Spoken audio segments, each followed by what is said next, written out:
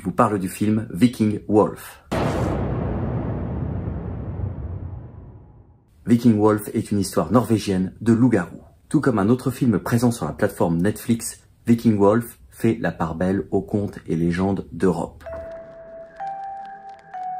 Au cours d'une soirée improvisée sur une plage, une adolescente va être blessée par un loup-garou et donc être contaminée. À l'instar de Teen Wolf, avec Michael J. Fox, la jeune fille va donc subir une métamorphose.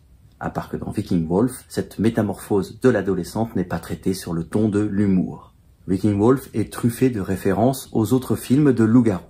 À l'instar du loup-garou de Londres, la jeune fille va voir revenir dans des cauchemars une amie décédée suite à l'attaque de la bête. Tout comme l'autre film norvégien diffusé sur Netflix dont je vous parlais au début de cette vidéo, Viking Wolf s'ouvre sur un passé lointain. De ce point de vue-là, le film m'a fait penser au film d'horreur préféré de Martin Scorsese. J'avais d'ailleurs réalisé un short présentant la jaquette DVD de ce film. Alors ce classique de l'horreur, un film européen également, ne parle pas des loups-garous, mais des vampires.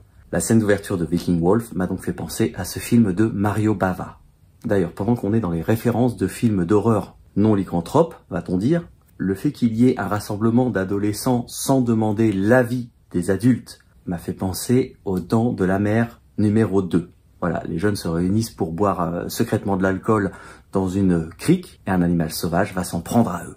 Après la scène d'ouverture qui se déroule dans un passé lointain, on arrive immédiatement à notre époque et il nous est montré un barrage, donc la nature est domptée. De même, au début du film, on arrive dans un foyer où un chien est confortablement assis. Et ça contraste énormément avec la malédiction du loup-garou, tout droit venu d'une époque moyenâgeuse et obscure.